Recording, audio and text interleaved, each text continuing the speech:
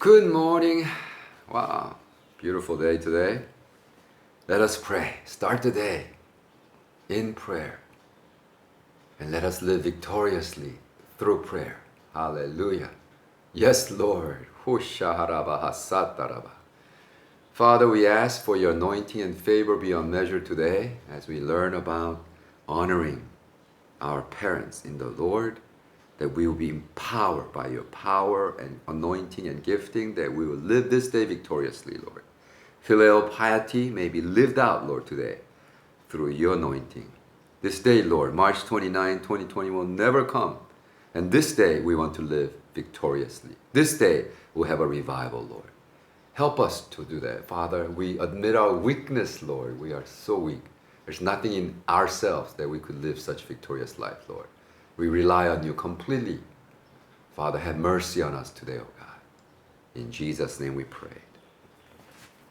Amen.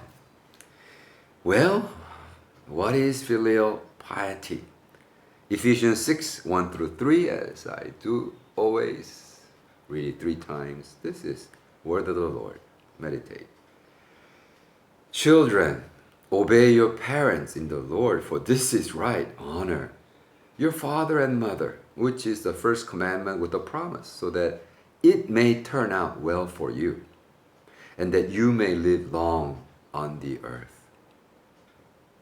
Children, obey your parents in the Lord, for this is right. Honor your father and mother, which is the first commandment with a promise, so that it may turn out well for you, and that you may live long on the earth.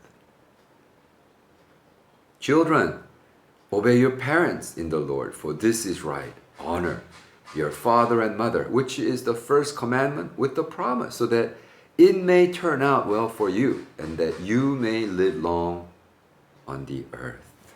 This is word of the Lord. Amen. Pastor Bang writes, one can say filial piety is the greatest work of human rights or human love.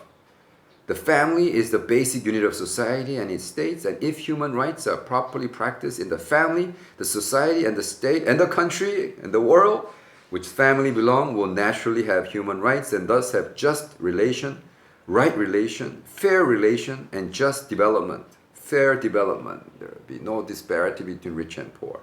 Therefore, as a saint, as a Christian, you should be able to glorify God by practicing the lessons taught in the Bible about filial piety, which is the basis of human life. Wow, how profound. And then he writes, it wouldn't be wrong to say that Asians, especially Koreans, have had filial piety-centered education since the beginning. So this is the contribution that I believe that Koreans could really make in the bigger picture of what Christianity, global Christianity. See, the West could talk about filial piety all they want, but it's not foundational. Because West is built on individualism, self-right,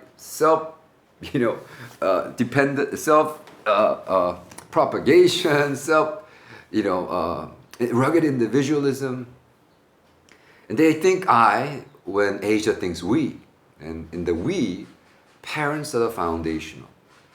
And so when we read scripture like this, Ephesians 6:13, we should really the one who interpret from the East, because West has been doing that for the last 2,000 years.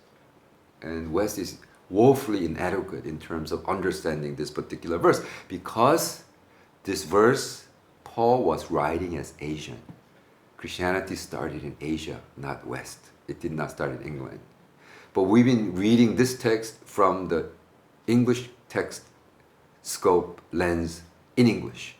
Now we need to read that in Korean with East lens. Then it makes a whole lot of sense. Especially for Pastor Bang, who is writing this in the context of honoring your mom and dad. See, he never actually lived with his father, because when he was born in China, he was sent off to live with his grandfather. Until he became a missionary to China in 1930 something. His father was a missionary to China 1920s. Oh my Lord, 100 years ago. Korea already sent a missionary out to China. And he, after living long time there, 1937, his father, Bang Hyo-won, already wrote in the published at Gyeojashi Mustard Seed magazine how the indigenization of missionary to the current culture or the indigenous culture.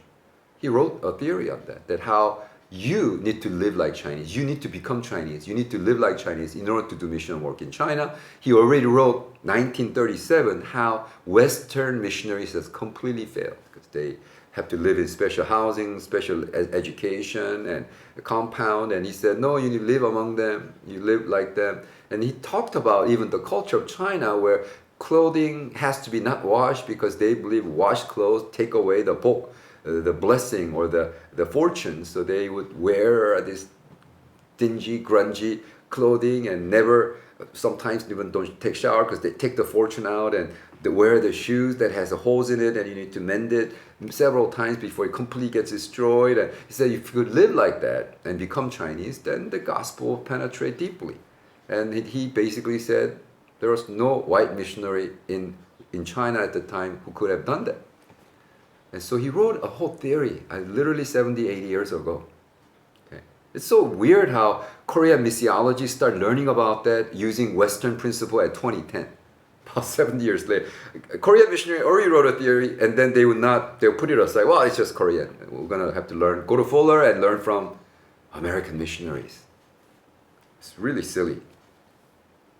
What's my point? My point is, Pastor Bang, who never actually had the deep relationship with father, actually writes about honoring mom and dad here, because that the promise of live long life.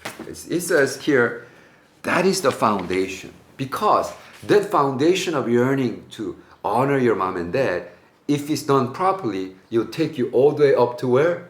Honoring God the Creator, our ultimate parents. And his argument is that is the basis why we honor mom and dad.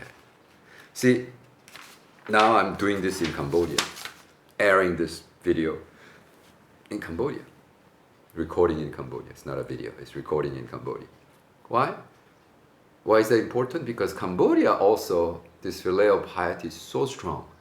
At least Koreans worship the dead spirit of parents. Ancestral worship is, in front of the picture of deceased parents, we prepare food and eat, honor them. Here in Cambodia, you honor living parents. It's so weird to actually personally experience a lot of our orphanage students who are actually not real orphans. They have mom and dad, sometimes just mom, living, and they couldn't afford to raise them, and so they just give away to orphanage. And after 6, 7, 8, 10 years, when kids, 10-year-old boy, 12-year-old boy, now graduate from college, immediately they claim them. And then, I want you to give me $100 a month. And I thought that was kind of crazy, selfish. But that's how our culture is. They worship the living parents. Is it right or wrong? No, don't judge, please. It's just their culture. And so we're living in it. And so foundationally though, just like Korea, Cambodia, foundation of relationship is based on parents. We includes parents. 가족 means eating mouth. Without parents, no family. So from a rugged individualist perspective, it's like oxymoron. I never do that. You abandoned me when I was a baby, And so, but wow,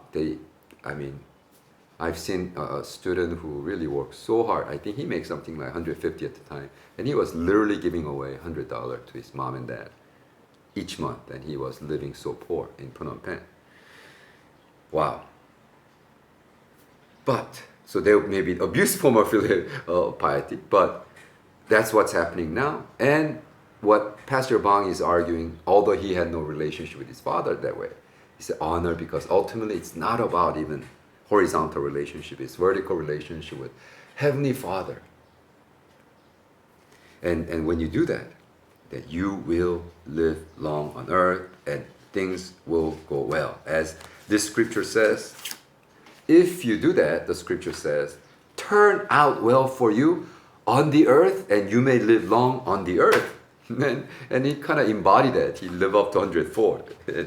And then he really experienced the blessing as he honored his mom and dad, that he was honored by his disciples, his children. What about you? And even Jesus, he also honored God the Creator by saying, "Not my will, let your will be done." And he was demonstrating that to his disciples, right? In conclusion, Pastor Bang writes, those who properly honor God will have the right view of life, the right view of family, and the right view of society. Filial piety itself is one way of revering God. You cannot think about it separate from honoring God. Honoring parents means honoring God. You know, something Jenny and I did for my mom, I think at least we feel like we've done well on this particular aspect of our relationship with our mom. And I really thank Jenny for this. Before my mom passed away, last 2-3 years of her life, you know, we have to live in Cambodia 6 months a year.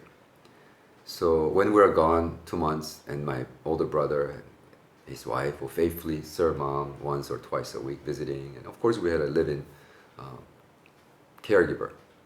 But when we are in LA, and then my brother and sister-in-law takes a break, and then we will spend 2 months visiting her once or twice a week, loving her, just nothing. I just meet her and buy her stuff, and every morning, what do you want to eat, mom? And it's maybe sundae or sandwich, and you know, my mom was like, if she likes sandwich, it's like sandwich for another 7 weeks, and then if it's sundae-guk, it's, you know, the Korean dish, and it's that, and it's just, and we don't really say anything too much. She just talk, and she would always criticize my clothing, fashion. Is that, why can't you act dressed like a pastor, and why do you wear, you know, why have to shave your head like a monk? And I said, oh, I'm sorry, mom, love you. And the next week, same thing.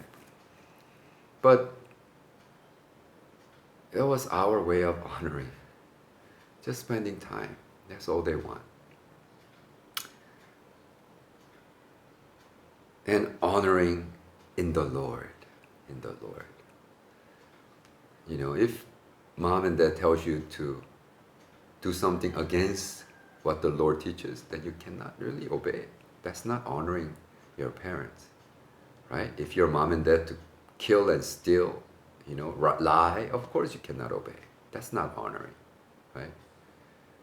But at least we had mom who every day prayed for us, and her greatest joy is to see all her children going to church, loving the Lord. And so we could say, when she went, it was really, see you later, mom. See you later, mom. We'll see you in heaven. And we believe that. And so I just want to say that, wow, let this day not pass. If your mom and dad is alive today, would you express that? Would you call them? Would you write to them? Would you send them a gift? Just honoring. You know, if they are pagan, they don't know the Lord, and you need to really then share your love of Christ with them today. That, you know, don't you want to see them forever and ever, eternally, in heaven? Wow, I can't wait. I can't wait. So Holy Spirit, God, come, speak to us today, that we may serve you, Lord, and we may do the things you called us to do. Father, I just pray that as my brothers and sisters focus on you today, that this word may ring true. Children, brothers and sisters in Christ, obey, honor your parents in the Lord.